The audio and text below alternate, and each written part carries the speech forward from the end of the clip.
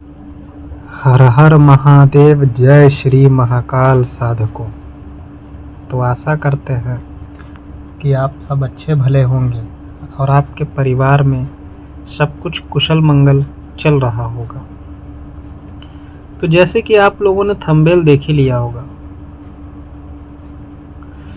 काली चौक भवानी या भगवती, इनको भवानी भी कहते हैं, भगवती भी कहते हैं, ठीक है। सबसे पहले ये जान लीजिए कि यह काली चौक भगवती कहाँ की देवी हैं, क्या कार्य करती हैं, ठीक है। तो काली चौक भगवती जो है यह नेपाल की देवी है, ठीक है। नेपाल की, नेपालियों, अगर किसी नेपाल के साधक से आपकी मुलाकात हुई होगी तो आप जानते होंगे कि नेपाल के साधकों की क्षमता बड़ी तगड़ी होती है तंत्र मार्ग में। उसका कुछ वजह यह भी होता है कि वह कुदरत के बड़े ही करीब होते हैं।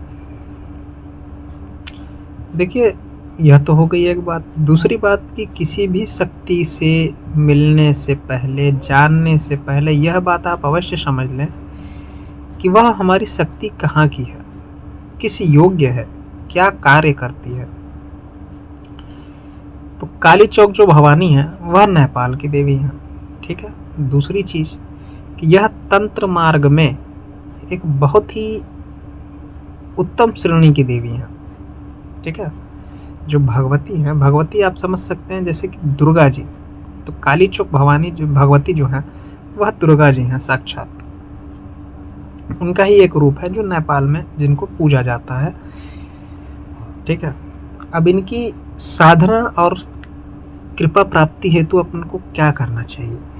देखिए, सबसे पहले कि यह साधना या इनकी कृपा प्राप्ति आप अगर पारिवारिक आदमी हैं तो भी कर सकते हैं, अगर साधक हैं तो भी कर सकते हैं। दूसरी चीज़ की, अगर तीसरी चीज़ की, अगर हमारी कोई महिलाएं बहन हैं वह भी कर सकती हैं। इसके लिए कोई बहुत बड़ी बात नहीं है। बस आपको यह देखना है कि अगर आप सात्विक रूप से करते हैं तो सात्विक रूप से करेंगे, तामसिक रूप से करते हैं तो तामसिक रूप से करेंगे। सबसे अच्छा यही होगा कि आप सात्विक रूप से करें, न कि तामसिक रूप से जाएं। अगर तामसिक रूप से आप जाते हैं तो आपको आसन कीलन, सुरक्षा घेरा, है ना, यह सब चीज़ें आनी चाहिए। शरीर रक्षा कीलन, ये सब चीज़ें आपको आनी चाहिए, तभी आप तामसिक रूप से करें। अन्यथा आप जो है सात्विक रूप से करें। सात्विक रूप से अगर मान लीजिए देवी सिद्ध नहीं होती हैं तब भी आपको कोई नुकसान नहीं होगा। अन्यथा आपके अगर गुरु हैं तो गुरु मार्गदर्शन में करें, ठीक है। देखिए, सर्वप्रथम अब जान लेते हैं कि इनकी सामग्री और इनकी साधना कब से कब अपने को करनी है। देखिए, इनकी साधना का कोई समय नहीं होता। जैसे कि आप मान लेते हैं किसी की बैटरी है, मान लीजिए आपका शरीर है, उसके अंदर ऊर्जा है 12 वोल्ट की और किसी आदमी की ऊर्जा है 6 वोल्ट की। तो 12 वोल्ट बड़ा है या 6 वोल्ट बड़ा है? सीधी सी बात है कि 6 वोल्ट नहीं, 12 वोल्ट बड़ा है। तो यह समझ लीजिए उसी प्रकार से साधना होती है कि आपके शरीर में कितनी ऊर्जा है और आपने कितना तपोबल है, उस हिसाब से देवी आपके ऊपर प्रसन्न होंगी और आपके ऊपर कृपा करेंगी। इसका कोई दिन निर्धारित नहीं है। जितना अधिक से अधिक आप कर सकते हैं उतना अधिक से अधिक करें। अब आप अगर सात्विक रूप से करते हैं तो इसमें क्या सामग्री लगेगी यह जान लेते हैं। सर्वप्रथम नारियल, चुनरी, ठीक है, रोरी और कपूर, घी का दीपक और मिठाई। मिठाई कोई भी आप लाल किस्म के ले सकते हैं, और अड़हुल के फूल या गुलाब के फूल, यह दोनों में से कोई एक ले लें। और दिशा आपकी उत्तर होगी, आसन आपका लाल होगा, वस्त्र आपके लाल होंगे, सर पे आपको लाल कपड़ा बांधना है, रुद्राक्ष की माला आपको लेनी है। इन सब कुछ चीज़ों को लेकर के आपको जाप शुरू कर देना है, संकल्प के साथ जाप करना है। और एक बात और आप जान लें कि जाप करने के बाद जितना भी आप जाप करेंगे, सारा का सारा जाप आप भगवती को समर्पित कर देंगे। नहीं समर्पित करेंगे तो आपकी साधना पूर्ण नहीं हो पाएगी, यह बात जान लीजिएगा। और यदि आप तामसिक रूप में करते हैं तो तामसिक रूप में इनको क्या चाहिए, तामसिक रूप में आप किसी एक जानवर की आपको बलि देनी होगी।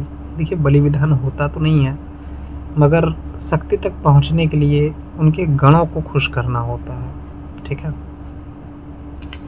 तो तामसिक विधान में आपको करना क्या है, तामसिक विधान में आपको किसी एक जानवर की बलि देनी है। अगर जानवर की बलि आप नहीं दे सकते तो जायफर की बलि देनी है ना।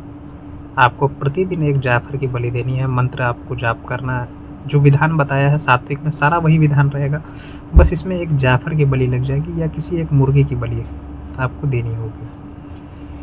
मुर्गा यदि आप देते हैं तो देसी मुर्गा होना चाहिए, ठीक है।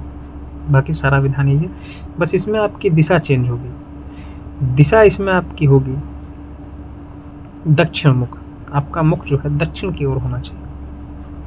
तामसिक में आपका मुख जो है वो दक्षिण की ओर होगा। तो यह सब सारी चीज़ें जैसे सात्विक में थी वैसी होंगी, बस इसमें दिशा चेंज होगी और आपका जो बलि विधान है वह थोड़ा सा अलग होगा। तो मंत्र आपको जो है साधकों, यह मंत्र आपको डिस्क्रिप्शन बॉक्स में दे दिया जाएगा, उस मंत्र को आप देख लें और अपनी साधना प्रारंभ कर सकते हैं। अच्छा, इसके पहले एक वीडियो हमारी डाली गई थी कि भगवान शिव ने किया सारे भगवती के सारे सात्विक मंत्रों का कीलन, तो वह वीडियो भी आप अवश्य देख लें ताकि आपको समझ में आ जाए कि मंत्र उत्कीलन कैसे किया जाता है। वैसे ये मंत्र तो कीलित नहीं है, यह मंत्र कीलित नहीं है, लेकिन अगर किसी और शक्तियों का आप मंत्र करते हैं तो उसको भी आप देख लें कि मंत्र उत्कीलन कैसे किया जाता है। और आगामी समय में आपको बताया भी जाएगा कि कौन कौन से भगवती के मंत्र कीलित हैं, यह सब भी जानकारियाँ आपको दी जाएंगी, या कौन से देवताओं के मंत्र कीलित हैं। फिलहाल के लिए देवी की बात थी तो यह आपके सामने है। तो चलता हूँ साधकों, आशा करता हूँ आपको वीडियो पसंद आई होगी, आप लोग साधना करें और आगे बढ़ें। चलता हूँ साधकों, हर हर महादेव, जय श्री महाकाल।